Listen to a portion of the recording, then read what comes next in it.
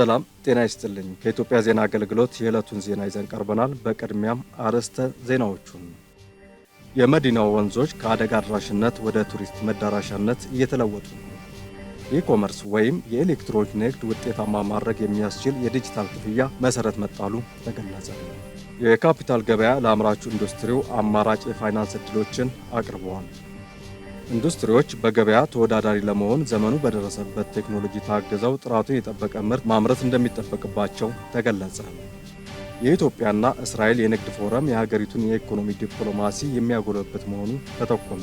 ዜናዎችን በዝርዝር እንመለከታለን። ከዜናዎቹ ጋር ሚፍታህ አህመድ ነኝ። አብራችሁን ቆዩ።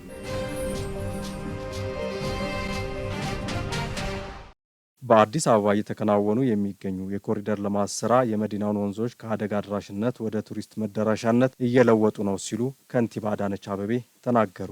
ከንቲባ አዳነች እንደገለጹት የኮሪደር ልማቱ የከተማዋን ዋና ዋና ችግሮች በመቀነስ ረገድ የጎላ አስተዋጽኦ እያደረገ ይገኛል።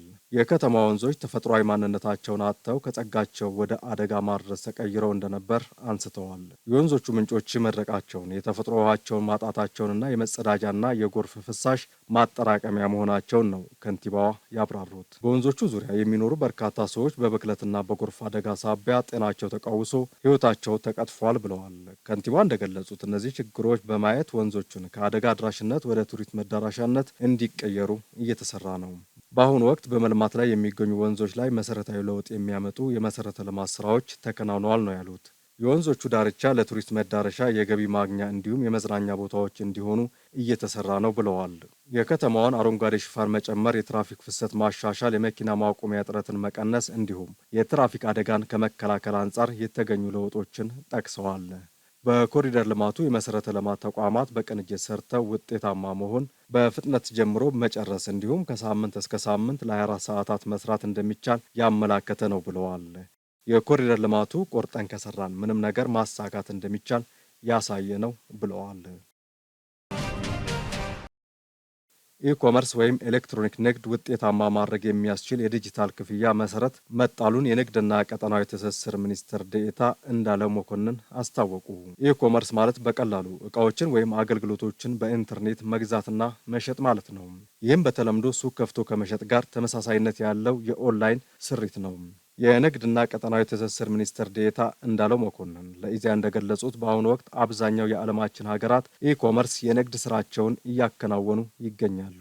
ሀገራት ከ60 እስከ 90 በመቶ ንግዳቸውን ኢኮመርስ የሚያደርጉ መሆኑን ገልጸው የዓለም የንግድ ሁኔታ ካለ ኢኮመርስ ማሳለጥ ከባድ መሆኑን ያሳያል ብለዋል።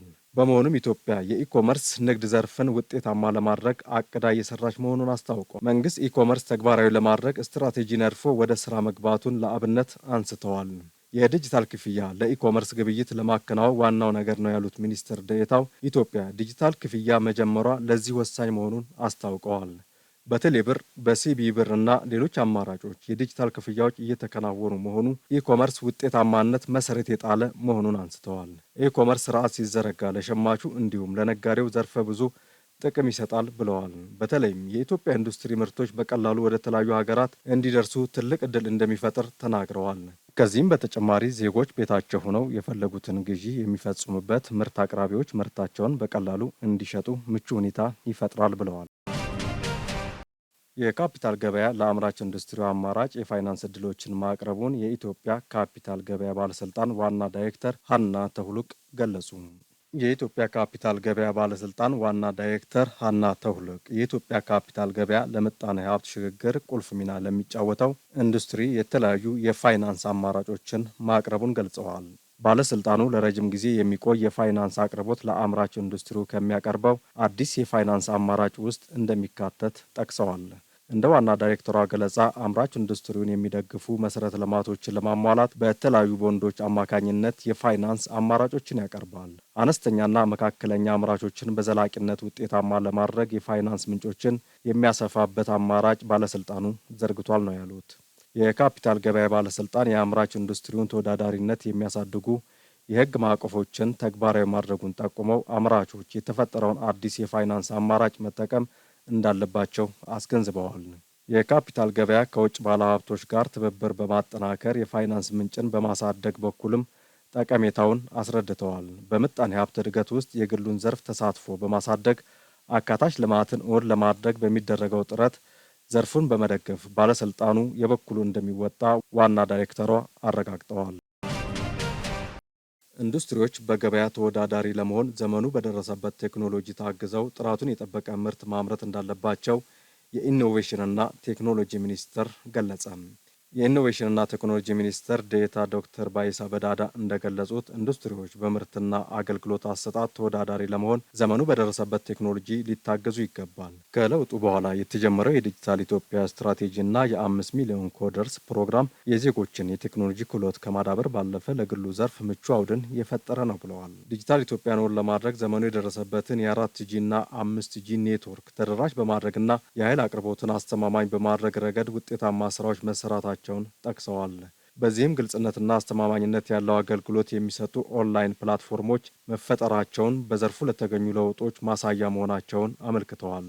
የኢትዮጵያ ታምርት ንቅናቄ ከውጭ የሚገቡ ምርቶችን በሀገር ውስጥ ምርት በመተካት የውጭ ምንዛሬን ወጪን ለመቀነስ ከፍተኛ ፋይዳ እንዳለው ጠቁመዋል። የፈጠራ ውጤቶችን ለማስፋትና የፈጠራ ሀሳቦችን በማዳበር ወደ ተግባር ለመቀየር በኢኖቬሽን ማዕከላትና በዩኒቨርሲቲ ኢንዱስትሪ ሊንኬጅ አማካኝነት የጥናትና ምርምር ስራዎች እየተከናወኑ መሆኑን አስታውቀዋል።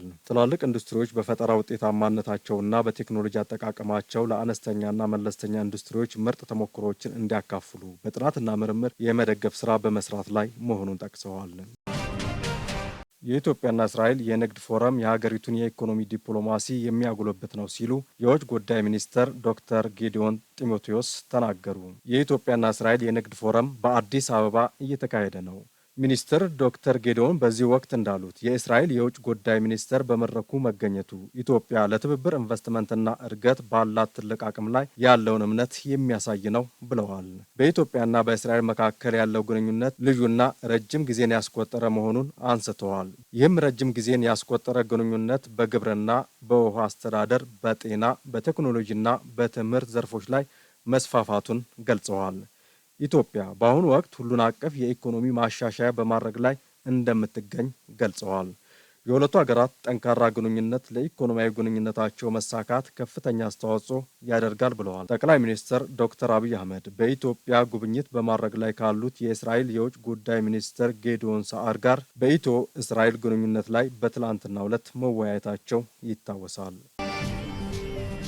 ዜናው በቃ። በሰላም ቆዩ።